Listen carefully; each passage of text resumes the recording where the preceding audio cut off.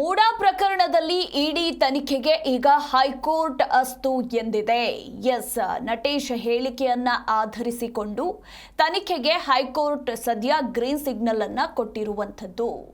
ರಾಜ್ಯ ರಾಜಕೀಯದಲ್ಲಿ ಸಾಕಷ್ಟು ಸದ್ದು ಮಾಡಿರುವಂತಹ ಮೂಡಾ ಪ್ರಕರಣ ವಿಚಾರಕ್ಕೆ ಸಂಬಂಧಪಟ್ಟಂತೆ ಈಗ ಇಡಿ ತನಿಖೆಯನ್ನ ನಡೆಸೋದಕ್ಕೆ ಹೈಕೋರ್ಟ್ ಗ್ರೀನ್ ಸಿಗ್ನಲ್ ಅನ್ನ ಕೊಟ್ಟಿದೆ. ಇನ್ನು ಇತರೆ ಆರೋಪಿ ವಿರುದ್ಧದ ತನಿಖೆಗೆ ವಿಭಾಗೀಯ ಪೀಠ ಸದ್ಯ ಅನುಮತಿಯನ್ನ ನೀಡಿರುವಂತದ್ದು. ಆದರೆ ನಟೇಶ್ ವಿರುದ್ಧದ ಸಮನ್ಸ್ ರದ್ದು ಆದೇಶಕ್ಕೆ ತಡೆ ಇಲ್ಲ. ಹೈಕೋರ್ಟ್ ಏಕಸದಸ್ಯ ಪೀಠದ ಆದೇಶಕ್ಕೆ ತಡೆಯನ್ನ ನೀಡೋದಕ್ಕೆ ನಕಾರವನ್ನ ವ್ಯಕ್ತಪಡಿಸಿದೆ. ಇನ್ನು ಡಿಬಿ ನಟೇಶ್ ಹೇಳಿಕೆಯನ್ನ ಆಧರಿಸಿ ಇಡಿ ತನಿಖೆಯನ್ನ ಮುಂದುವರಿಸಬಹುದು ಅಂತ ಹೈಕೋರ್ಟ್ ಗ್ರೀನ್ ಸಿಗ್ನಲ್ ಅನ್ನ ಕೊಟ್ಟಿದ್ದು, ಸಿಜೆ ಅಂಜಾರಿಯಾ ನ್ಯಾಯಮೂರ್ತಿ ಅರವಿಂದ್ ಪೀಠದ ಮಧ್ಯಂತರ ಆದೇಶ ಹೊರಬಂದಿರುವಂಥದ್ದು.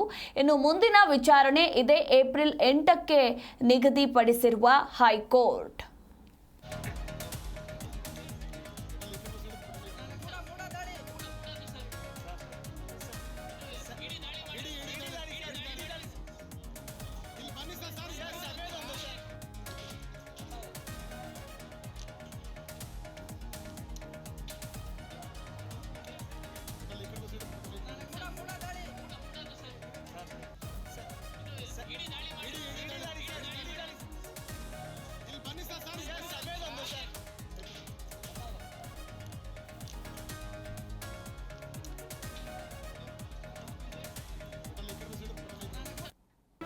ಜಿ ಕನ್ನಡ ನ್ಯೂಸ್ ಈಗ ನಿಮ್ಮ ಮನೆಯಲ್ಲೇ ನೋಡಿ.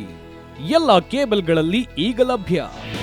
ನಿಮ್ಮ ನೆಚ್ಚಿನ ಜಿ ಕನ್ನಡ ನ್ಯೂಸ್ ಈಗ ಸನ್ ಡೈರೆಕ್ಟ್ ನಲ್ಲಿ number 292, Tata Play number 1664, Jio TV number 1334, NXT digital number 30, in cable number 30, city networks 51, U digital number 162, GTPL number 17, Rockline telecommunications number 42, Shri Basaveshwara cable number 168, rural cable network 60, Vinayaka digital 57, Abhishek cable 821, city channel 53, Siddeshwara cable network 57, ವಿ4 digital infotech 628, Surya digital networks 53, Gajanan digital number 836, Malnad infotech private limited number